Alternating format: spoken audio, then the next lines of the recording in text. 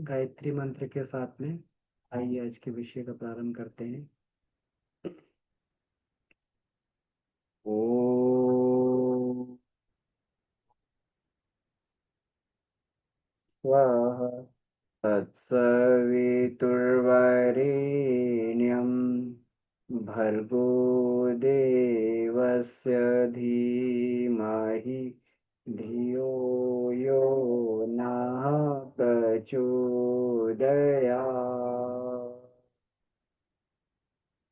जी प्रणाम।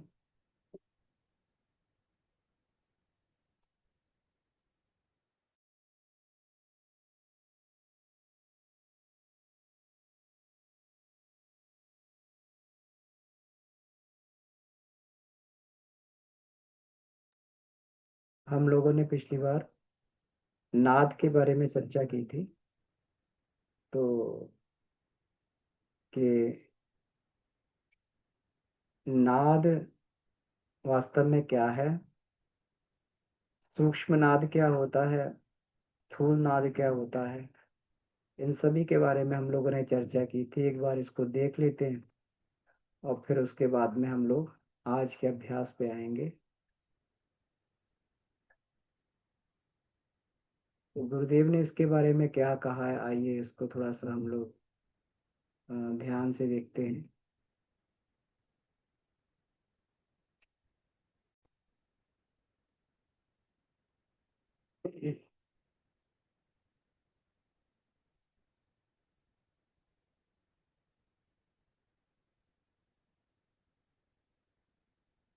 शब्द ब्रह्म के बारे में हम लोग सुनते हैं। तो इसकी हम लोगों ने पिछली बार चर्चा की थी। थोड़ा थोड़ा हम लोग जो है इसको पुनः देख लेते हैं, क्योंकि शब्द जो है जीव को और ईश्वर को एक श्रृंखला में बांध के, सूत्र श्रृंखला में बांध के रखता है। तो इसलिए इसको जो है ब्रह्म कहा गया है, क्योंकि हम पर जो शब्द प्रकट होता है, वो हम पर जो ब्रह्म प्रकट होता है शब्द के माध्यम से ही होता है। ब्रह्म का रूप निर्विकार है, निर्लिप्त है, वो अगोचर है, किसी भी इंद्रिय की पकड़ से बाहर है। इसलिए हमारे लिए तो शब्द ही ब्रह्म है, क्योंकि शब्द का ही प्रकटीकरण जो है प्रथम बार ब्रह्म के रूप में हुआ। तो सृष्टि के आरंभ से, उत्पत्ति का आरंभ भी शब्द से ही हुआ है।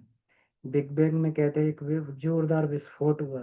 विस्फोट के बाद जो है उसी में से धीरे धीरे संसार बनता हुआ चला गया। तो शब्द के भी ये कहते हैं कि पदार्थ की तरीके से, इस प्रकार पदार्थ की अलग अलग अवस्थाएं होती हैं। शब्द भी की दो प्रकार की अवस्थाएं होती हैं। सूक्ष्म शब्द होता है जिसको हम लोग विचार कहते हैं, और स्थूल शब्द होता है जिसको नाद बोला जाता है। कहते हैं कि ब्रह्मलोक से हमारे लिए निरंतर निरंतर शब्द का प्रवाह आता रहता है, और जो लोग इस शब्द को सुन लेते हैं, जो लोग शब्द को सुन सुन लेते हैं, उन्हें ईश्वर का प्रत्यक्ष मार्गदर्शन प्राप्त होता है। ये शब्दावली हमारे लिए अति कल्याणकारी होता है। इसको सुना जा सके तो जीवन और उसके उद्देश्य की प्राप्ति जो है बड़ी तेजी से उस दिशा में जो है बड़ी तेज गति से हम लोग उस दिशा में प्रगति कर सकते हैं, जीवन लक्ष्य की दिशा में। तो लेकिन विडंबना ये है कि उस शब्द को कोई सुनना नहीं चाहता है।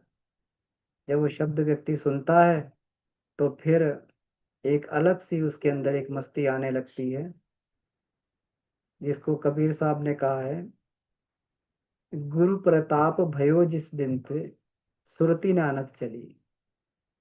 मतलब सुरती न आनत चली, मतलब सुरती मतलब जो श्रवण किया जा रहा है, सुना जा रहा है, श्रुति न आनत चली। शब्द निरंतर मनुआ राता, मलिन वासना त्यागी। शब्द निरंतर मनुआ राता,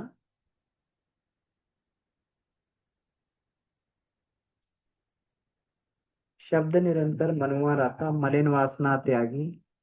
उठत बैठत कबहू न विसरे, ऐसी ताड़ी लागी, साधो सह समाधि बली। है ना।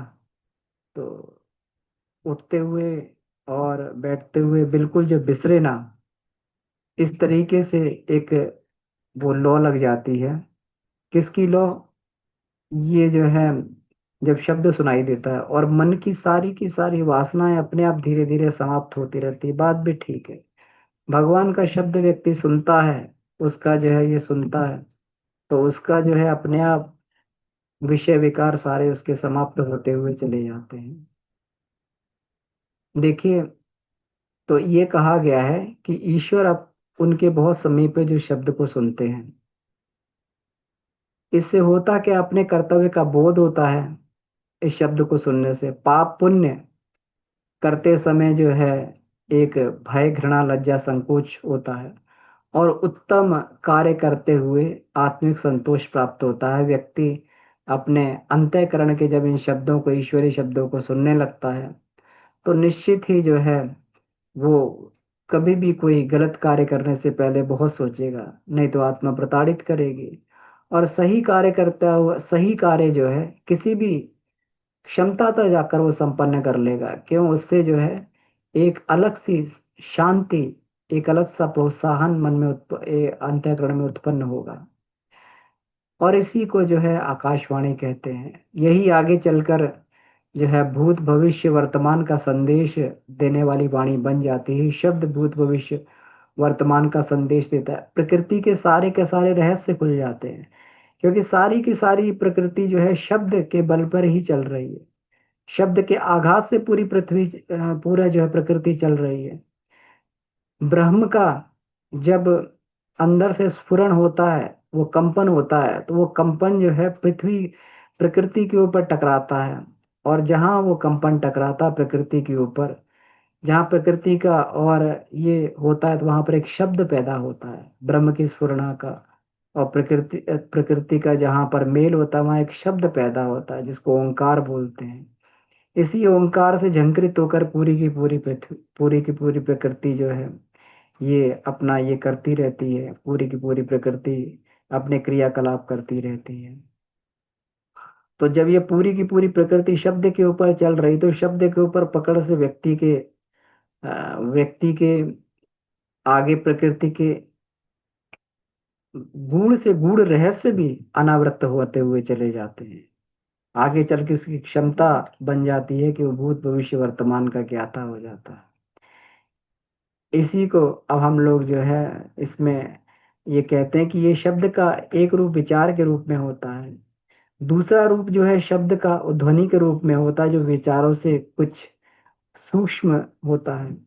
और ये प्रारंभिक शब्द ओंकार है। ये ब्रह्म के स्फुरणा के माध्यम से जो ओंकार शब्द जब ये प्रकट होता है, तो ये पंच तत्वों से जब होकर गुजरता है तो अलग अलग ध्वनियां उत्पन्न करता है। हम लोग देखते हैं कि पंच तत्वों में ध्वनियां अलग अलग, जब अ, वायु कभी किसी विभिन्न विभिन्न आकारों में से होके गुजरती है तो उसकी ध्वनि अलग होती है। बांस के पत्तों की ध्वनि जब वायु होकर गुजरती है, अलग तरीके की ध्वनि आती है। पानी के ऊपर से होकर गुजरती है तो उसकी ध्वनि अलग तरीके की होती है। आग में से होकर उसको गुजारा जाए वायु, उसमें जो है तो उसकी ध्वनि अलग तरीके की होती है। सबकी पंच तत्वों की ध्वनि अपनी अलग अलग तरीके से ये होती है, तो अलग अलग ध्वनियां बनती हैं। और ये भी कहा जाता है कि यहाँ पर पांच तत्वों की बात की गई है, लेकिन कपिल कपिल मुनि ने तत्वों की मीमांसा करते हुए बताया कि 24 तत्व पूरे संसार में है। तो 24 तत्वों को अगर देखा जाए तो ओंकार की ध्वनि उन 24 तत्वों से निकलकर 24 शब्दों का निर्माण करती है। और ये 24 शब्दावलियां जो संसार के अलग अलग, प्रकृति के अलग अलग भागों में कार्य करती हैं, उसको संचालित करती हैं। इसी 24 शब्दों को 24 शक्तियों में गायत्री बोला है। इसलिए गायत्री जो शब्द रूप है वो कोई सामान्य शक्ति नहीं है। वो शब्द जो है प्रकृति के अंदर इस तरीके से कुछ विस्फोट पैदा करते हैं कि उनसे प्रकृति संचालित होती है।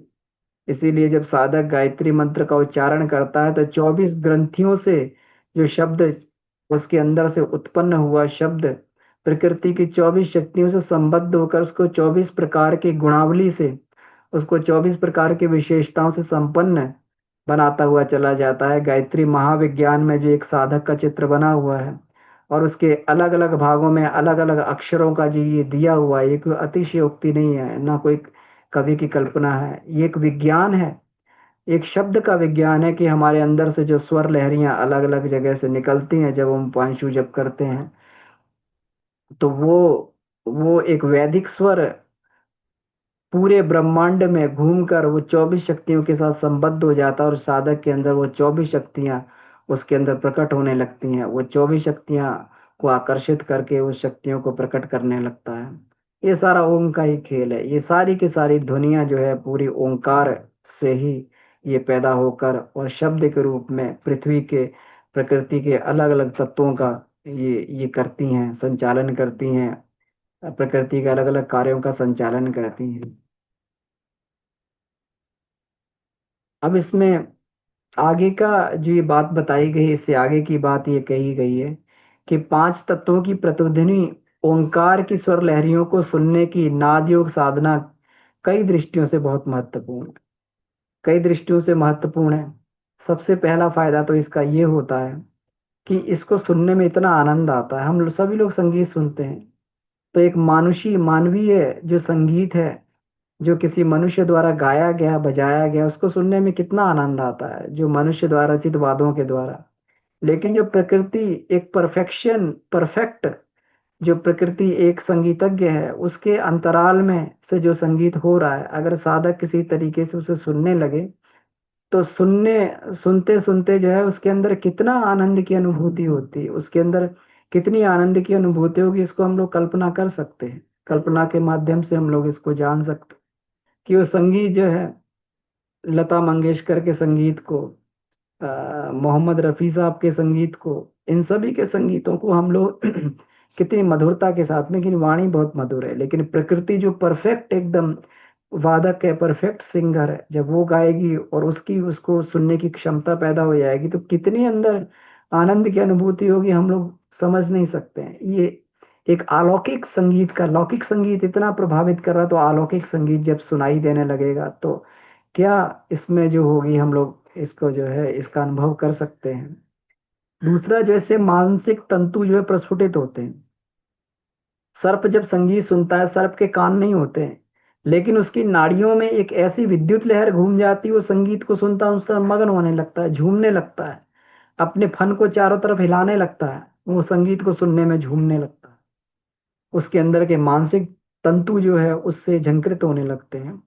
मृग जो है मधुर संगीत सुनता है, तो शिकारी लोग उसका शिकार कर लेते हैं, अपनी सुध बुध को खोकर जो संगीत में, मधुर संगीत में वो जो इतना लय हो जाता है कि वो उसको अपनी सुध बुध खोकर उस मधुर संगीत को सुनने लगता है, और इसी का फायदा उठाकर जो है बधिक लोग, शिकारी लोग उसका शिकार कर लेते हैं।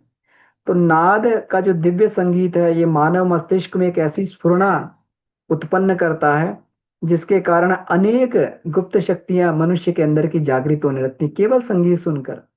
आज जो है म्यूजिक थेरेपी का प्रयोग किया जा रहा है, लोगों को संगीत सुना सुना कर उनकी कई बीमारियों को ठीक किया जा रहा है। और ये सारी की सारी जो क्षमताएं भारतीय शास्त्रीय संगीत में है। वेस्टर्न संगीत का तो मुझे मालूम नहीं, लेकिन शास्त्रीय संगीत में जो है, जो पश्चिम के लोग हैं वो भी शास्त्रीय संगीत को सुनना पसंद करते हैं, क्योंकि इतना रिलैक्स देता है, इतना आरामदायक होता है, और अंदर की कई समस्याओं को जो है, मानसिक और शारीरिक समस्याओं को ये ठीक करता हुआ चला जाता है। हम लोग प्रतिदिन नाद योग की साधना करते हैं, और उसमें माता जी क्या कहती हैं नाद के अंदर। अब देखिए, हमारे ये भगवान कृष्ण की और शिव के डमरू का स्वर है ना, इसके साथ साथ भावना करें कि हमारा कण कण झंकृत हो रहा है ना, हमारे समस्त विकार शांत हो रहे हैं, मतलब कण कण झंकृत हो रहा है, शरीर को आनंद आ रहा है, समस्त विकार शांत हो रहे हैं, है ना। तो ये जो है हमारे सूक्ष्म शरीर को लाभ पहुंचा रहा है, हमारे विकार शांत हो रहे हैं, विचार हमारे जो सही बन रहे हैं। और और भी एक बात माता जी कहती हैं कि नाद में भाव संवेदना जगाने की क्षमता है। जीवन की संवेदना सूख जाने पर जीवन नीरस हो जाता है। संवेदना जाग जाए तो मनुष्य और भगवान के बीच एक दिव्य आदान प्रदान शुरू हो जाता है। तो ये दिव्य आदान प्रदान करवाने वाला भी भाव संवेदना स्तर पर भी ये काम करता है, इसका मतलब कारण शरीर में भी काम करता है। तो नाद जो है तीनों शरीरों में, स्थूल सूक्ष्म और तीनों शरीरों में काम करता है। ये कोई सामान्य साधना नहीं, बड़ी उच्च साधना है। नाद श्रवण की साधना जो उच्च साधना है, तो इससे अनेक मानसिक शक्तियां भी व्यक्ति की धीरे धीरे विकसित होती रहती हैं। इसलिए भौतिक और आत्मिक दोनों प्रकार की दिशाओं में नाद से जो है हमारी ये प्रगति होती है। इसका तीसरा लाभ एकाग्रता का होता है, क्योंकि नाद श्रवण में जो है ध्यान को बहुत एकाग्र करना पड़ता है। बिना ध्यान को एकाग्र किए हुए नाद श्रवण नहीं हो सकता। यहाँ पर इतना सूक्ष्मता से, इतना जिसको ये कहते हैं ना कि अपना बिल्कुल आंतरिक मौन भी, भारी मौन तो हम लोग मुंह बंद कर लेते तो भारी मौन हो गया, हम बोल नहीं रहे, भारी मौन हो गया। लेकिन आंतरिक मौन भी स्थापित करना पड़ता है, क्योंकि उस समय अगर अंदर का विचारों का भी शोर अगर होता रहेगा, विचारों का भी कोलाहल अगर अंदर चलता रहेगा, तब भी जो है उस सूक्ष्म शब्द को नहीं सुना जा सकता। तो इस स्तर से हमको मौन धारण करना पड़ता है, तब वो प्रकृति के अंतराल में झंकृत होने वाला जो साउंड है, जो झंकृत होने वाला वो स्वर है, वो तब हम लोगों को इतने प्रयत्न और पुरुषार्थ से सुनाई देता। तो इसलिए एकाग्रता, इसको सुनने से मन एकाग्र होता है, क्योंकि जैसे ही इसको सुनने में ये होने लगता है, आनंद आने लगता है, तो मन अपने आप स्वतः ही एकाग्र हो जाएगा। मन तो वहीं जाता है जो उसको, जो वस्तु उसको पसंद होती है, जो चीज उसको पसंद होती है, वहां जाता है। तो बार बार उस शब्द की ओर मन चलने लगता है और उसे एकाग्र होकर सुनना चाहता है। तो इससे जो जो तीसरा लाभ होता है, इससे मन की एकाग्रता मिलती है। और ये कितनी शानदार सफलता इसको बोला गया, हम सभी जानते हैं, हम सभी जो है एकाग्रता के उससे जो है ये दिक्कत रहते हैं कि बिखराव रहता है, हमारे विचारों का, हमारे मन का, मस्तिष्क का बिखराव रहता है। लेकिन एकाग्रता की साधना हम सभी लोग करने का प्रयास करते हैं, और हम जानते हैं कि भौतिक और आध्यात्मिक जगत में एकाग्रता की साधना कितना जो है ये काम करती है। इसमें उदाहरण देते हैं गुरुदेव कि एक शीशे को, आतिशी शीशा जो होता है, ये लेंस का शीशा जो होता है, इसको, इसके किरणों को अगर थोड़े से बीच में दायरे में ये कर दिया जाए, केंद्रित कर दिया जाए, तो ये आग लगाने तक की इसमें क्षमता पैदा हो जाती है। और अगर अपनी अपनी मानसिक शक्ति के बिखराव को रोक दिया जाए, तो सुविस्तृत शक्ति का ये विस्तारित ये कर दिया जाए, तो अनंत शक्तियों का एकीकरण जो है एक महान शक्ति उत्पन्न कर सकता है, जिससे संसार को हिलाया जा सकता है। महर्षि रमण और महर्षि अरविंद जो है एक जगह बैठे बैठे संसार को हिलाते रहते थे। महर्षि अरविंद यहाँ तक दावा करते थे, मैं चाहूं तो ये अंग्रेज जो है एक ही दिन में ये पूरा का पूरा भारत छोड़ के भाग जाएंगे, लेकिन मैं ऐसा चाहता नहीं हूँ। मैं चाहता हूँ कि भारत के लोग स्वयं इसका परिवर इसका वो करें। उनमें जो ये एकत्व और समत्व की जो कमी हो गई है, सब लोग मिलजुल कर और जो है अपने प्रमाद और उसको दूर करते हुए आजादी के लिए संघर्ष करें। संघर्षशीलता से उनके अंदर जो है जो विकृतियां पैदा हो गई वो समाप्त हो जाएंगी, और जो है वो लोग आजादी भी प्राप्त कर लेंगे। तो वो चाहते, तो कहते मैं एक ही दिन में जो है चाहूँ तो अंग्रेज भाग जाएंगे। तो उनके अंदर एक क्षमता थी, वो जो एक ही जगह से बैठे बैठे पूरा वो वो कंट्रोल कर सकते थे, कंट्रोलिंग पावर उनके अंदर थी। तो उन्होंने कंट्रोल किया भी।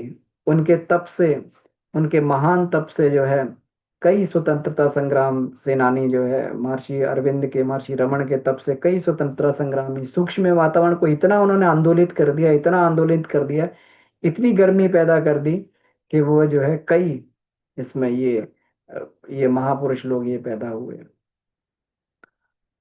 गुरुदेव यही करते थे, सूक्ष्म वातावरण को गर्म किया करते थे। आज सूक्ष्म वातावरण ठंडा पड़ रहा है। आज कहते हैं कि लोग जो है उस उत्साह से काम नहीं करना चाहते हैं जिस उत्साह से गुरुदेव के सामने किया करते थे, या गुरुदेव के बाद में कुछ वर्षों तक लोगों ने काम किया। वो उसमें 90 के दशक के बाद में, 90 के दशक में, 90 दशक के बाद में सन 2000 तक जो उस समय लोगों में उत्साह था वो अलग तरीके का उत्साह था। क्यों? क्योंकि वातावरण में इतनी गर्मी थी। फिर धीरे धीरे जैसे जैसे हम लोग साधना के मार्ग से हटने लगे, क्योंकि साधना से, तप से ही व्यक्ति खुद गर्म होता है और वातावरण को गर्म करता है। लेकिन जब ये छोड़ दिया, अब किसी पर भी कोई बात कहो, किसी पर भी युग निर्माण की बात कहो, तो उस पर कोई असर नहीं होता उस पर, क्योंकि ठंडा हो गया। ठंडे तवे पे कभी रोटी नहीं सिकती है। हम कितना भी रोटी बढ़िया बेलना जानते हो, बढ़िया से उसको बनाना जानते हो, लेकिन ठंडे तवे पर रोटी जो है वो वो सीखती नहीं, वो धीरे धीरे खराब हो जाएगी। हम कितना भी बढ़िया लच्छेदार बातें बोलना जानते हो या बहुत कुछ कहना जानते हो, लेकिन जब तक वो आग वातावरण में पैदा नहीं होगी, वो जो है तप की शक्ति वातावरण में पैदा नहीं होगी, तब तक किसी पर कोई प्रभाव नहीं पड़ने वाला है। तो इसलिए जो है उस वातावरण को भी गर्म किया जाता तप की शक्ति के द्वारा। तो जब व्यक्ति एकाग्र होकर तप साधना करता है, एकीकरण से संसार को हिलाया जा सकता है, आकाश में मार्ग बनाया जा सकता है, अपने लिए आकाश में मार्ग बनाया जा सकता है। मतलब जब कहते हैं ऋषि लोग चलते थे तो ग्रह नक्षत्र रास्ता दे देते, जिन ग्रह नक्षत्रों के डर से हम लोग जो है ये करते हैं, अरे अभी ये ग्रह उचित नहीं है, कार्य नहीं करना चाहिए, अब ये मुहूर्त उचित है तो ये कार्य करना चाहिए, है ना। लेकिन जब गायत्री साधक ये करता है तो आकाश में रास्ता अपने लिए बना लेता है, आकाश में उसको ग्रह नक्षत्र भी उसको रास्ता देने लगते हैं, है ना। तो उसमें जो है ये कहा गया। तो इस तरीके से जब व्यक्ति एकीकृत होकर साधना करने लगता है तो इसका अलग तरीके से उसको लाभ प्राप्त होता है।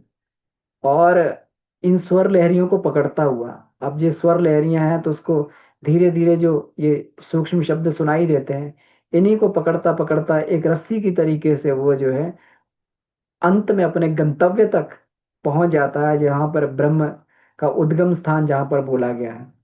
तो ब्रह्मलोक की प्राप्ति को ही दूसरे शब्दों में मुक्ति, निर्वाण, परम पद बोला जाता है। तो उससे जो है नाद में मनोलय करता हुआ धीरे धीरे धीरे धीरे व्यक्ति जो है उसके अंतिम लक्ष्य तक, ब्रह्म लक्ष्य, ब्रह्म तक पहुंच जाता है। तो इसलिए हमें जो है जब हमारे पकड़ में स्वर लहरी आने लगे तो हमें उसके मूल में जाना चाहिए, पैदा कहाँ से हो रही है। तो ऐसे करके धीरे धीरे व्यक्ति जो है उसमें ये पहुंचने लगता है। अब हम लोग इसमें देखें कि इसके लिए क्या क्या आवश्यकता रहती है, नाद श्रवण की साधना के लिए किन किन सावधानियों को हमें बरतना चाहिए, क्या क्या उसमें पूर्व तैयारी की आवश्यकता है। तो ये पूर्व तैयारी के बारे में यहाँ पर देखिए, ये यहाँ पर ये बताया गया है। देखिए अभ्यास की पूर्व तैयारी किस तरीके से करनी चाहिए। सबसे पहले तो ये है कि स्थान स्थान ऐसा होना चाहिए जो एकांत हो, है ना, जहाँ बाहर की अधिक आवाज ना आती हो। तीक्ष्ण प्रकाश जो इसमें बाधक रहता है, तीक्ष्ण प्रकाश जो है इसमें बाधक रहता है, इसलिए अंधेरी कोठरी का चयन करना चाहिए, जहां पर जो है अंधेरा हो, ऐसी कोठरी का। समय क्या होना चाहिए। अब समय जो इसमें उत्तम समय बताया गया है कि या तो रात्रि का एक पहर बीत जाए और सूर्योदय से पूर्व तक, रात्रि का एक पहर हो जाए और सूर्योदय से पूर्व तक, है ना। तो वो जो है इसके लिए उत्तम समय होता है, क्योंकि उस समय वातावरण में शोर कम होने लगता है। तो ये जो है इसको हम लोग ये कर सकते हैं। और अगर मान लीजिए कि ये समय की व्यवस्था हम लोगों के लिए नहीं बन पा रही है, तो फिर प्रातः 9 बजे से और शाम को दिन छिपे के बाद, 9 बजे से शाम को दिन छिपे के बाद का कोई भी समय अगर हमें समझ में आता हो तो हमें उसके लिए अपना समय वो कर लेना चाहिए। ये ध्यान रखना चाहिए कि नियमित समय पर ही अभ्यास किया जाए, क्योंकि नियमित समय का जब अभ्यास किया जाता है तो अपने आप मन सोता है उस कार्य की ओर, अपने आप चलने लगता है। हमारी सारी क्रियाएं देखिए कैसे नियमित है। तो मन भी अपने आप, हमारा शौच जाना, हमारा जो है भूख लगना, ये सारी की सारी क्रियाएं हमारी नियमित है। नींद आना अपने आप जो है, ये सारी की सारी क्रियाएं जो है नियमितता से अपने आप स्वतः होने लगती हैं। तो उस नियत समय पर अगर हम बैठते हैं तो नाद श्रवण जो है स्वतः हमें बहुत अधिक मेहनत नहीं करनी पड़ती, इसलिए समय को नियमित रखना चाहिए, रोज रोज समय को बदलना नहीं चाहिए। अब देखिए बैठने के लिए आसन इत्यादि कैसा होना चाहिए। तो बैठने के लिए आसन की विधि है कि एक तो नियत कमरे में नियत जगह पे ही बैठना चाहिए, और वहां पर आसन है तो आसन पे बैठे, नहीं तो आराम कुर्सी पे बैठ जाए। आराम कुर्सी पर बैठने से ये होता है कि इसमें शरीर को जो है ढीला छोड़ने का प्रयास किया जाता है। खूब ढीला छोड़ेंगे, खूब ढीला छोड़ेंगे, तो उस समय शरीर इधर उधर लुढ़क ना जाए, कहीं बैठे हुए कहीं लुढ़क ना जाए। तो इसलिए जो है इसमें शरीर को ढीले छोड़ने का अभ्यास ये किया जाता है। तो आराम कुर्सी पर जो है कहीं गिरने की आशंका नहीं रहती है। या फिर बैठना है तो इसके एक कमरे के कोने में कहीं बैठा जाए, ताकि दोनों तरफ का दीवार का जो है हमें सहारा मिल जाए। तो अगर शरीर उसकी स्थिति में जो है, ढीला छोड़ने की स्थिति में अगर लुढ़के भी तो उससे जो है टिक जाए, दीवारों के सहारे टिक जाए। और पीछे मसनद हो या कपड़े की गठरी हो, ऐसा कुछ रख लेना चाहिए ताकि शरीर थोड़ा आराम में रहे। तो जिस प्रकार से शरीर को आराम मिले उसी तरह बैठना चाहिए।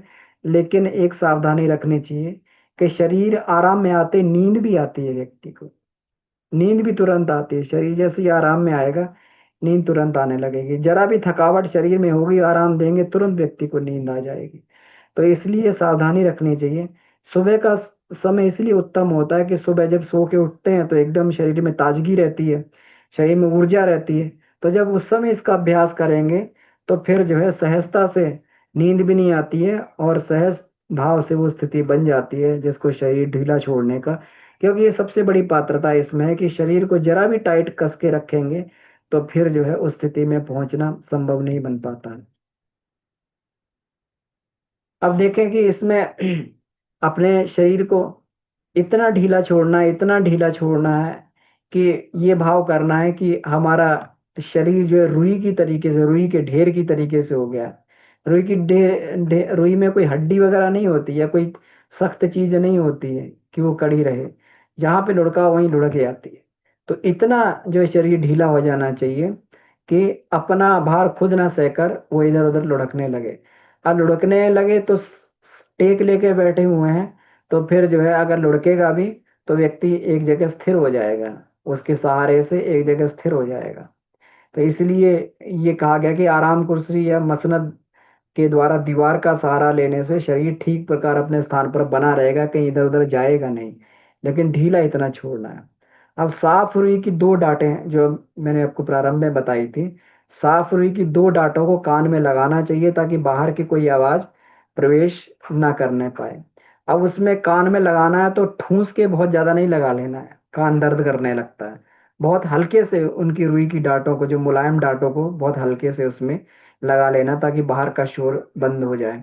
और इससे बाहर का बहुत कर शोर बंद हो जाता है। अब बाहर की आवाज आ भी रही है तब भी जो है बाहर की आवाज से मन हटाकर, और क्योंकि रात में भी अब मान लीजिए कि ये तो सब सोए हुए हैं लेकिन कुत्ते की भौंकने की आवाज आ रही है, कभी कुछ हो रहा है, कभी कुछ तरीके का जो है, कभी कोलाहल ये होता है। तो वो सब बाहरी कोलाहलों से ध्यान हटाकर जो है अपनी मूर्धा, मूर्धा जो अपने सिर के बीच वाला जो भाग है, मूर्धा स्थान पर ध्यान करना चाहिए। और वहां जो शब्द हो रहे हैं, वहां जो शब्द पैदा हो रहे हैं उन शब्दों को सुनने का प्रयास करना चाहिए। अब देखिए जब आरंभ में हम लोग इसका प्रयास करेंगे, इसकी प्रैक्टिस करेंगे आरंभ में, तो जो है 2-4 दिन के अभ्यास से, 2-4 दिन के अभ्यास से, प्रैक्टिकल से 2-4 दिन, हफ्ता भर भी लग सकता है इसमें। अब हर एक की स्थिति पर निर्भर करता है कि ध्यान में कितनी हमारी स्थिति बढ़िया हो गई, कितनी एकाग्रता हम लोग ये कर लेते हैं। तो उसी स्थिति के अनुसार सबको जो है समय उसमें लगता है, किसी को कम या ज्यादा समय भी लग सकता है। तो 2-4 दिन में प्रयत्न करने से सूक्ष्म कर्ण इंद्रियां निर्मल हो जाती हैं और वैसे वैसे शब्द जो है स्पष्ट रूप से सुनने चालू हो जाते हैं। कौन से शब्द प्रारंभ में जो है शरीर के ही शब्द सुनाई देंगे, शरीर का आंतरिक जो शब्द हो रहे हैं जिनको हम सामान्य रूप से सुन नहीं पाते हैं वो सुनाई देंगे। तो जो रक्त प्रवाह की आवाज है, वो जैसे रेल की जो धक धक धक धक की ये होती है ना, धक धक का ये आवाज सुनाई पड़ती है, उस तरीके से जो है जैसे रेलगाड़ी चलती है उस तरीके से ये आवाज इसकी सुनाई देती है। और जो वायु के आने जाने के जो श्वास लेते हैं तो बादल गरजने जैसी उसकी जो है गड़गड़ गड़गड़ की आवाज ये सुनाई देती है। और जो शरीर के अंदर रस पकते हैं, भोजन के रस पकते हैं, उनकी आवाज इस तरीके से होती है कि जैसे जो है अ, चटकने जैसी आवाज होती है इसकी जो है। जैसे रस पकता है तो टक टक टक जैसे कोई चीज चटकती है। कभी हम लोग ये करते हैं, कोई चीज को भूनते हैं तो देखते हैं चटकने लगती हैं चीजें, कट कट करने लगती हैं। तो वो चटकने जैसी आवाज इसकी, रसों के पकने की आवाज ये सुनाई देती है। तो ये 3 प्रकार के शब्द शरीर की क्रियाओं के उत्पन्न होने वाले शब्द हैं। इसी प्रकार 2 शब्द जो मानसिक शब्द भी होते हैं। देखिए मानसिक शब्द किस प्रकार के होते हैं कि मन में जब चंचलता की लहरें उठती हैं, हम सभी के मन में चंचलता की लहरें उठती हैं, तो मानसिक तंतुओं से जब ये टकराती हैं लहरें, जिसको हम लोग चित्त की वृत्तियां कह लें चाहे कुछ भी कह लें, तो चित्त की वृत्तियां उठ के जब मानसिक तंतुओं पर टकराती हैं, तो तंतुओं में अलग सा एक कंपन होता है, और उसी कंपन से जो है हमारे अंदर विचार पैदा होते हैं, वैसा काम करने लगते हैं। इसीलिए चित्त वृत्ति निरोधक की बात की गई है। तो वो जो है, वो इस तरीके से जब मानसिक तंतुओं पर टकराते हैं तो ऐसा होता है जैसे टीन पर, जैसे टीन होती है, टीन शेड पड़ी होती है, उस पर पानी बरस रहा हो, मेघ बरस रहा हो, तो उस तरीके से जो है उसकी आवाज होती है, टन, ऐसे इस तरीके से करीब जो है उसकी आवाज आती है। और जब कभी बाहरी ज्ञान को ग्रहण किया जाता है, अपने में धारण किया जाता है, तो ऐसा लगता है कि मानो कोई प्राणी सांस ले रहा है ना। सांस लेने की जो है जैसे ध्वनि आती है, तो उस तरीके से कभी गाय भैंस के पास खड़े हो जाए तो उसकी सांस की ध्वनि भी सुनाई देती है। तो कोई प्राणी सांस ले रहा तो वैसी सुनाई देती है। अब देखिए, इसको ये गुरुदेव बताते हैं कि पांचों शब्द शरीर और मन के हैं।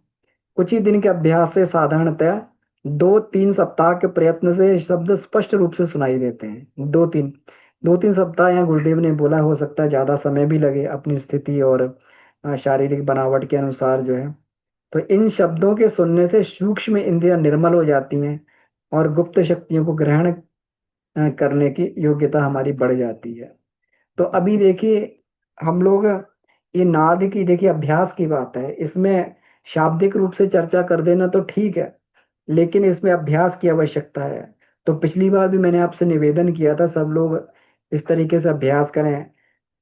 अब फिर इस सप्ताह फिर हम लोग अभ्यास करेंगे, और धीरे धीरे जो पांच जो ये शब्द बताए उसमें से कम 3 शब्द तो कुछ थोड़ा बहुत धुंधली हमें इस ये आने चाहिए। तो प्रतिदिन जो है आप प्रातः निर्धारित कर लें या शाम को, रात को निर्धारित कर लें, कोई समय निर्धारित कर लें, तो उन शब्दों को सुनने का हम लोग ये प्रयास करेंगे।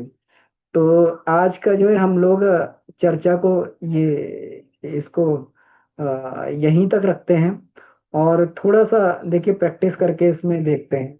तो मैंने जैसे आपको पूर्व में बताया था कि कोई स्थान इस तरीके से देख लें, तो जैसे इस स्थान को हम लोग जो है ऐसे आराम से कहीं बैठ जाएं ताकि शरीर ना लुढ़, दीवार और मसनद का सहारा लेके बैठ जाएंगे।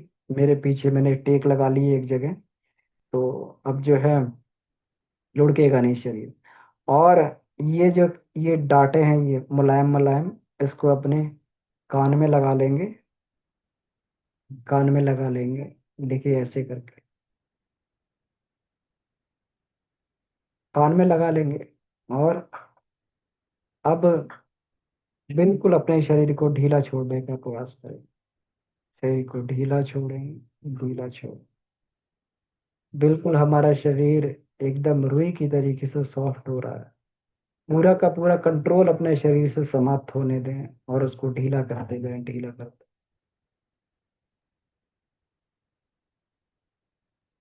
अब धीरे धीरे अपने आसपास होने वाले शब्दों से ध्यान हटाएं, और मूर्धा की तरफ ध्यान ले जाएं।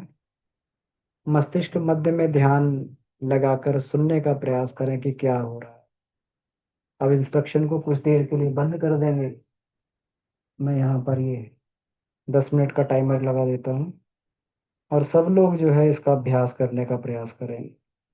यहाँ पर इसको जो है हम लोग 10 मिनट का अभ्यास करेंगे। बाहर के जो आवाजें हैं उस पर ध्यान हटाकर, और मूर्धा में सबसे पहले तो शरीर को ढीला करते जाएं, ढीला करते जाएं, ढीला करते जाएं। और फिर जो है मस्तिष्क मध्य में अपने ध्यान को ले जाएं, वहां पर क्या शब्द हो रहा है उसको सुनने का प्रयास करें।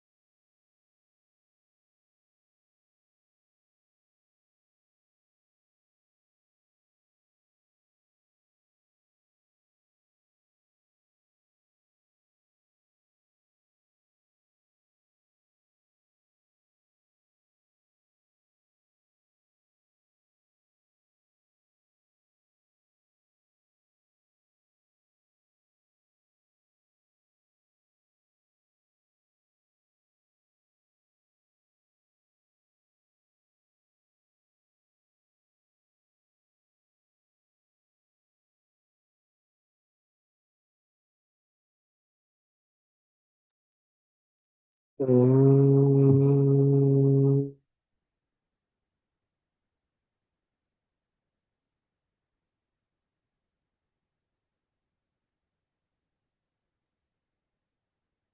दोनों हाथों पर रगड़ें, मुखमंडल पर लगाएं और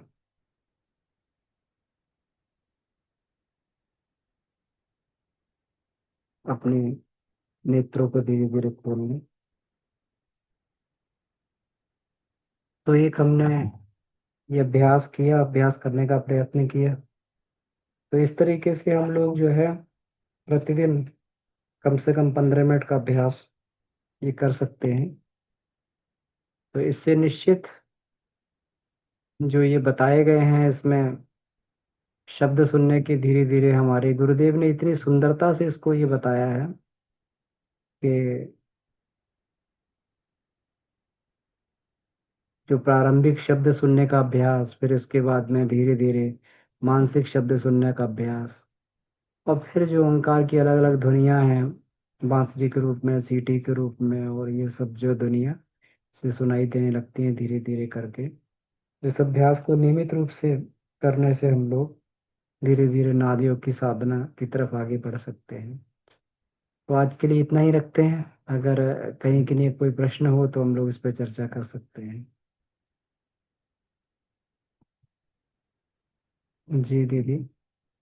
आ, जी।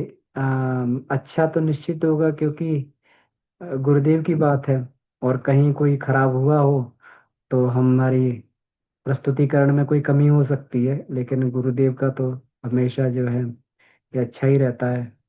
अब ये हमारे ऊपर है कि हम लोग कितने अच्छे से उसको प्रस्तुत कर पाते हैं। जी। प्रणाम भैया। दीदी प्रणाम। बहुत शांति महसूस हुआ, एकदम शांत, इतना अच्छा। जब ओंकार अगर अंदर से सुनाई पड़ने लगे तो इसको कैसे मार्गदर्शन देना चाहिए आगे बढ़ने के लिए? हाँ, तो वो ओंकार की ध्वनि कहाँ से आ रही दीदी, उसके मूल में जाने का प्रयास करें, है ना। ये ओंकार ध्वनि कहाँ से पैदा हो रही है, जी उसको उसको फॉलो करने का प्रयास करें। जिस तरीके से कोई ध्वनि आती है तो धीरे धीरे उस ध्वनि को हम लोग जो है पीछा करते करते हम लोग उसके उद्गम पे पहुंच जाते हैं कि ध्वनि कहाँ से आ रही है। तो ओंकार की ध्वनि का भी पीछा करना है कि ध्वनि आ कहाँ से रही है। जी। जी दीदी। जैसे ध्यान करने में तो सुनाई पड़ने लगता है अंदर से ओंकार का ध्वनि। जैसे हम्म। आप चलते अब फिरते उसे, भी ओंकार की ध्वनि सुनने लगता है, पढ़ने हाँ, लगता है। तो इससे अपना पूर्व जन्म के अभ्यास भी हो सकते हैं, संस्कार भी हो सकते हैं, कि जैसे जैसे मानसिक परिष्कार होता जाता है वैसे वैसे हमें ध्वनि सुनाई देने लगती है। चाहे तो कोई काम कीजिए ओंकार की ध्वनि सुनाई पड़ने लगेगा, ऐसा भी होता है कि हाँ, जिसको। लेकिन ये ध्यान रखना चाहिए कि ये शांत मनस्थिति में बहुत ही एकाग्र होके ही ये ध्वनि सुनाई देती है। जी जी कभी कभी कभी ऐसा होता है कि कोई शरीर में भी अगर मान लीजिए कभी कोई कोलाहल, और वो उससे भी कोई शरीर में कोई दिक्कत है, तो उससे भी कभी कभी हो सकता है कि कोई ध्वनि वैसी आने लगे। तो उसमें जो है हम लोग को डिफरेंशिएट करके देखना चाहिए कि ये एक्चुअल नाद की ध्वनि है या फिर जो है कोई शारीरिक गड़बड़ी की वजह से पैदा हुई है। तो ये ध्वनि जो है बिल्कुल शांत अवस्था में एकदम जो कंडीशन बताई हैं, जो इसमें ये इसमें जो सावधानियां बताई हैं, जो इसकी कंडीशन है, तो वो सब कंडीशन के बाद में अगर ये ध्वनि सुनाई दे रही है तो इसका मतलब नाद की ध्वनि है। जी। जी। ये इसमें है। पूरा शरीर शांत एकदम हो गया, पूरा बिल्कुल। शरीर में लगता था कि कुछ नहीं है। बिल्कुल दीदी, बिल्कुल। तो नाद की ध्वनि बिल्कुल इसी तरीके से सुनाई देती। जी। अमन विभा जी मैं दीदी कुछ पूछना चाह रही पूछना हैं। चाह जी, कुछ कह रही हैं दीदी आप। अमन जी मेरी आवाज आ रही? जी भैया प्रणाम। हाँ, एक एक करके हम लोग जो है हैंड रेज करते आएंगे तो पता लगता रहेगा सीक्वेंस का। जी। विभा दीदी बताएं। हाँ भैया प्रणाम। बहुत सुंदर प्रणाम। क्लास। आज अभी जो ध्वनि सुनने के लिए बोल रहे थे तो वहाँ पे मथुरा में एकदम मतलब आंख कान कुछ मूंदने की वहां जरूरत नहीं पड़ती, बिल्कुल खुले आंखों से चलते फिरते, मतलब अपना अपना एक मनोभूमि होता है, हम सभी गुरु के बच्चे हैं। तो मथुरा जी में वृंदावन नहीं, वृंदावट उसको बोलते हैं। वहां पे जाइए ना, तो वहां की कुछ दूर से ही ध्वनि जो शाम को हम लोग नाद योग साधना सुनते हैं, वहां पे एकदम साफ साफ सुनाई देती है। और वो पेड़ बिल्कुल के दीदी। नीचे जाइए, हाँ पेड़ के जब बीच में जाइए, एकदम अंदर गुफा में, तो उसमें हम घुस गए थे। बहुत अच्छा लगता है, बहुत जैसे लगता सुंदर है कि दीदी, अभी ये होता गुफा ही है, में। अनुभव में आता ही है। और फिर वहां तो वैसे भी जो है भगवान कृष्ण की वो नगरी है, तो वहां पे तो वैसे भी जो है स्वर हमेशा कुछ बांसुरी के नहीं है, सुनाई देते कहीं हैं। से कोई बाजा कोई ध्वनि कुछ नहीं, बस वहां जी की वही वातावरण ही, वो पेड़ के पास जाने के पास ऑटोमेटिक सुनाई, कट कट जी जी। डमरू और ठीक। बांसुरी की आवाज। बढ़िया दीदी, बहुत अच्छा अनुभव है आपका। तो आगे, हाँ कपिल जी, आप कुछ कहना चाह रहे थे? जी। जी भैया मैं प्रणाम। जी प्रणाम। अमन जी, मैं पूछना चाहता था आपसे कि मतलब मुझे जो आवाज आ रही है ना, वो जैसे रात्रि में कीड़ा की आवाज नहीं आती, ऐसी ऐसी आती है। हाँ जी कपिल जी, तो ये झींगुर की ध्वनि भी सुनाई देती है ना? हाँ तो हाँ हाँ। ये भी जो है नाद के अभ्यास से जो है धीरे धीरे जैसे अपनी इंद्रियां निर्मल होती हैं, तो उस झींगुर की ध्वनि भी सुनाई देती है। और यही ध्वनि आगे चल के पायल की झंकार के रूप में, बांसुरी के स्वर के रूप में, सीटी के रूप में, तो ये ध्वनियाँ धीरे धीरे धीरे धीरे जो है, जैसे जैसे इनको हम लोग फॉलो करते हैं, जो बदलती रहती है ध्वनियाँ। क्योंकि तत्व बदलने से ध्वनियाँ भी बदल जाएंगी।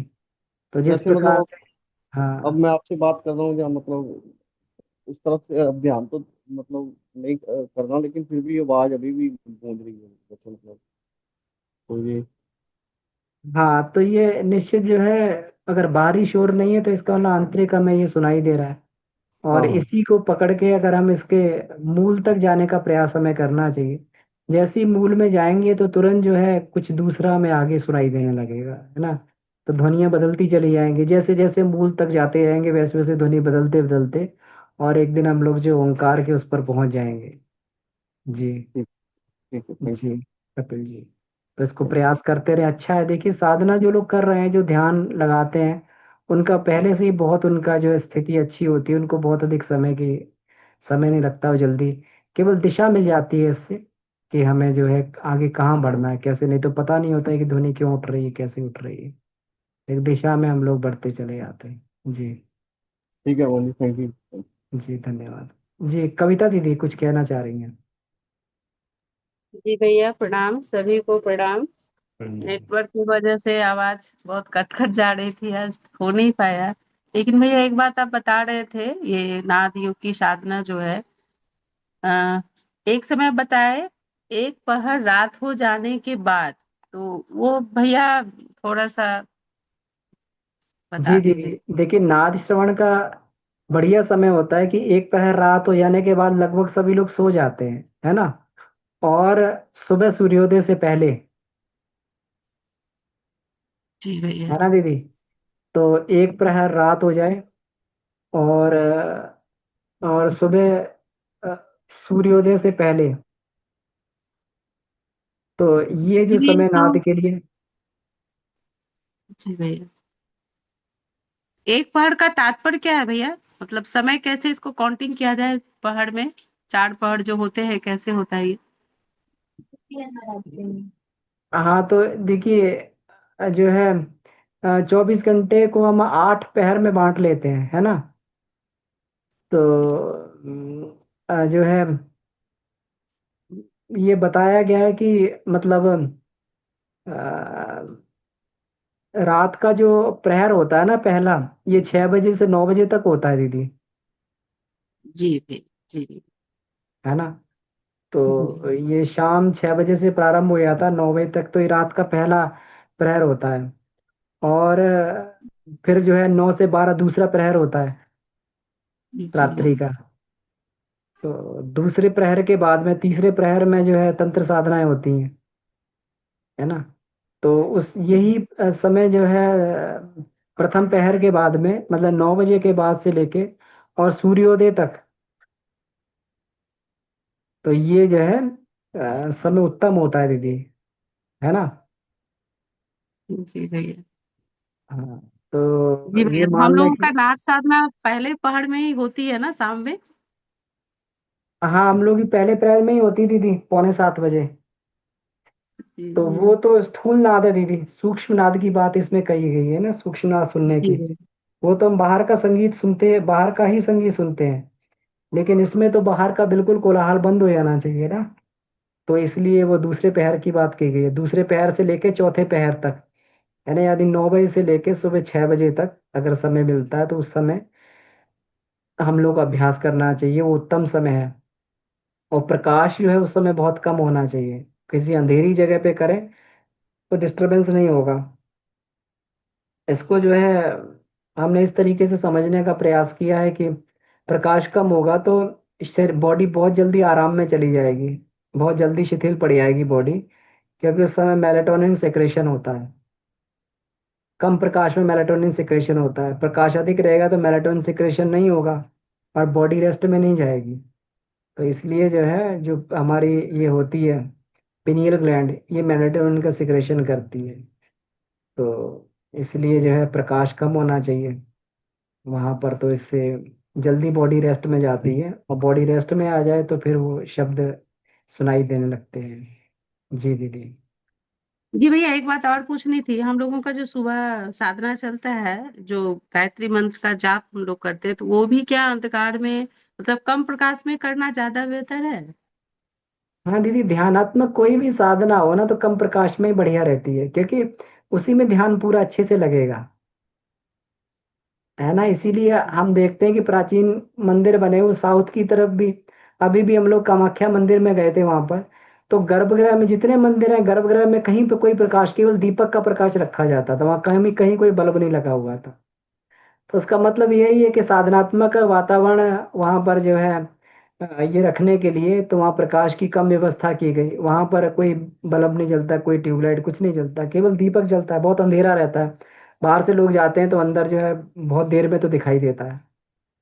तो इसलिए जो है इसके पीछे यही विज्ञान काम करता है कि जहाँ पर ध्यानात्मक जगह जो बनाई गई है वो प्रकाश कम रहता है दीदी। तो वहाँ सुबह जब ध्यान करने में भी जो है अगर ये कम रहे, प्रकाश केवल दीपक का प्रकाश रहे, तो ध्यान अच्छा लगता है। जी भैया, बहुत बहुत धन्यवाद, ये जानकारी भी मिल गई। जी। जी दीदी। प्रणाम बिंदु भैया, दीदी। सभी को प्रणाम। जी प्रणाम दीदी। बिंदु दीदी कुछ कहना चाह रही हैं। हाँ भैया प्रणाम भैया, आप सभी को प्रणाम। प्रणाम दीदी। भैया पहले ये जो सत्संग हम लोग का, भगवान आप लोग मिले हैं, पहले कोई देव लोग मिले ही नहीं थे। अब मैं पहले करती थी लेकिन झिंगुर जैसा आवाज भी आता था, उसके बाद समझ नहीं आता था कि करें क्या। लेकिन ये चीज अब मिला है भैया आप लोगों से, बहुत भाग्यशाली। अब इतने ही दिनों के लिए मना रही हूँ कि मैं, हम लोग भाग्यशाली हैं कि आप लोग ऐसे देव मिल गए। सत्संग हो रहा है, अब आगे मिलेगा इसमें कि क्या करना है। दीदी यही तो तो फायदा भैया होता है गुरु का।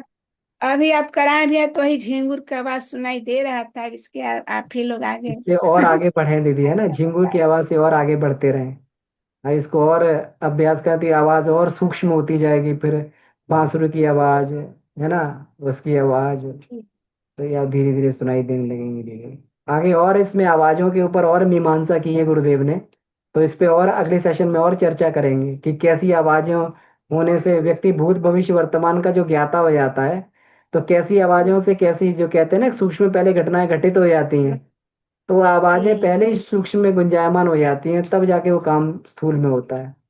तो वो सब आगे गुरुदेव ने बताया, उसको सबको दीदी आगे हम लोग पढ़ेंगे सुनेंगे। जी। जी भैया जी। भैया सुनते सुनते मैं आज इतना दुखित हुई हूँ, रोने लगी हूँ कि ये चीज पहले क्यों नहीं मिला, ये सत्संग पहले समय क्यों नहीं दीदी मिला है। देखिए, सबका समय होता है ना। गुरु कृपा कृपा का भी समय, अपनी पात्रता जिस जैसे जैसे विकसित होती जाती है वैसे वैसे ज्ञान मिलता है। हम लोग भी जो है इतना 2015 में जाके ये सब चीज मिली, 20 साल से तो गायत्री मंत्र का, 25 साल से तो जब कर ही रहे थे, सब चल ही रहा था, सब साधनाएं चल ही रही थी। लेकिन जैसे जैसे मनस्थिति परिपक्व हुई वैसे वैसे हम लोग को ये मिलता चला गया। तो अपनी अपनी स्थिति और समय दीदी, जैसे जैसे फल पकता है तभी पेड़ से चूता है ना। हाँ तो उस समय है सब अपने हिसाब से, जो बस गुरु कृपा मान के हमें जब जिस क्लास लायक होंगे गुरु अपने आप उस क्लास में आगे बढ़ा देंगे दीदी, है ना। हाँ भैया, डोरी पकड़ रहे हैं हम लोग, लेकिन उसी डोरी लाइन में, पीछे की लाइन में फिर आप लोग मिल गए। बिल्कुल बहुत बिल्कुल। अच्छा है। और भी लोग मिलेंगे, और भी आगे का मार्गदर्शन चाहिए होगा तो और आगे लोग मिलते चले जाएंगे और आगे बढ़ते चले जाएंगे, है ना। यही तो गुरु की कृपा है दीदी। जी ठीक है, प्रेमलता दीदी। प्रणाम भैया। जी जी प्रेम। भैया, सदर प्रणाम, सभी को प्रणाम प्रणाम। बेटा। जी भैया, मुझे तो कविता दीदी के ये प्रश्नों से एक दो सब का जवाब मिल गया हमको। जैसे कि जी उन्होंने कहा नाद योग नहीं बज रहा था, तो कुछ तो हम उनको जानने को मिला कि ये बाहरी है, हम अंदर से हमको सुनना है। जी, सूक्ष्म रूप जी में उसको नाद बिल्कुल को दीदी। सुनना है। ये सब मुझे भी मैं जानकारी चाह रही थी तो मिल गया। और मैं नाद योग आज तो मैं ठीक से कर ही नहीं पाई, क्योंकि मेरे बगल में एकदम घर से सटे हुआ शिव मंदिर है, घंटी बजते रहता है, रुई डालने के बाद भी घंटी बज ही रहा था। और दूध वाला आ गया तो दूध वाला को लाने चले गए तो उठ गए। लेकिन नाद योग जब करते हैं ना, तो कभी कभी हम जैसे कि तकिया लगाने को बात है, या फिर कभी कभी लुढ़क जाते हैं, ध्यान मतलब एकदम इतना ये हो जाता है ना कि कुछ हमें याद नहीं रहता है, नाद योग करते करते और पीछे कभी कभी लुढ़क जाते हैं, मतलब गिरते गिरते बच जाते हैं पीछे, ऐसा हो जाता है कभी कभी। हाँ, तो उस स्थिति के लिए ही बताया गुरुदेव ने कि कोई सपोर्ट लेके करना चाहिए दीदी, है ना। जी जी जी, मैं आज बाकी पढ़ी तो वही हमें समझ में आया, इसीलिए मैं बोली कि कभी कभी लुढ़क जाते हैं, पीछे आ जाते हैं। हाँ तो देखिए इसीलिए ज्ञान आवश्यक होता है दीदी, है ना। गुरुदेव इसीलिए जो है, जी जी क्योंकि भैया ज्ञान जी। नहीं होगा तो रास्ता, जैसे अभी बिंदु दीदी बता रही थी, पता ही नहीं लग रहा था क्या करें आगे।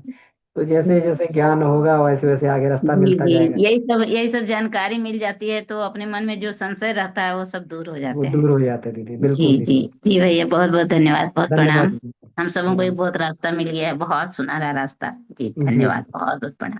जी। दी धन्यवाद। पल्लवी दीदी। जी भैया, जय गुरुदेव। जी जय गुरु। भैया, आपकी रिकॉर्डिंग होती है क्या यूट्यूब पर? हाँ दीदी, रिकॉर्डिंग अभी है, इसको अपलोड कर देंगे यूट्यूब पर और उसमें डाल देते हैं, इसको ग्रुप में डाल देते हैं। जी धन्यवाद भैया। धन्यवाद।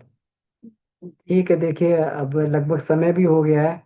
और देखिए इसमें दीदी ने एक बात कही है, किशोरी दीदी ने, अपने आप बाहर की लाइट अच्छी ही नहीं लगती है और दीपक की प्रकाश ही बस उसमें खोने का मन होता है। अ, कविता दीदी बिल्कुल। बाहर की लाइट है, बिल्कुल सही कह रहे हैं, ध्यान में बाधक होती है इसलिए अच्छी भी नहीं लगती है। तो हम भी जब सुबह प्रयास करते हैं, ध्यान जब करने का प्रयास करते हैं तो बंद कर देते हैं लाइट और अंधेरे में ही ध्यान करने की कोशिश करते हैं, तभी जो है ध्यान में अधिक मन लगता है। बढ़िया, नहीं तो बाहर की लाइट डिस्टर्ब करती रहती है। जी बहुत बढ़िया, तो समय हो गया है। आइए इसी के साथ आज की कक्षा को हम लोग समाप्त करते हैं। पूरे सप्ताह भर हम लोग ये अभ्यास करेंगे। अभ्यास जरूर करें और जरूर करें। देखिए जो भी अभ्यास बताए जा रहे हैं ये मेरे द्वारा नहीं बताए जा रहे, गुरुदेव के बताए अभ्यास है। तो गुरु की बात को मानना ही गुरु के अनुशासन को मानना है। तो हम लोग इसको करें और आगे बढ़ें। हम लोग एक जो लायक शिष्य की तरीके से, जैसे वो कोई शिष्य होता है लायक तो वो अपने गुरु की बात को मानता, वो गुरु के दिए हुए काम को करता है। हम लोग सभी करें और आगे चल के जो परिणाम होंगे उसको चर्चा करेंगे। अगली बार फिर हम लोग इससे आगे की चर्चा करेंगे नाद में। अभी के लिए बहुत बहुत आभार सभी का, धन्यवाद। शांति पाठ। ओम शांति शांति शांति। समाप्त। सभी को प्रणाम, धन्यवाद। प्रणाम भैया, जय गुरुदेव, सभी को जय गुरुदेव।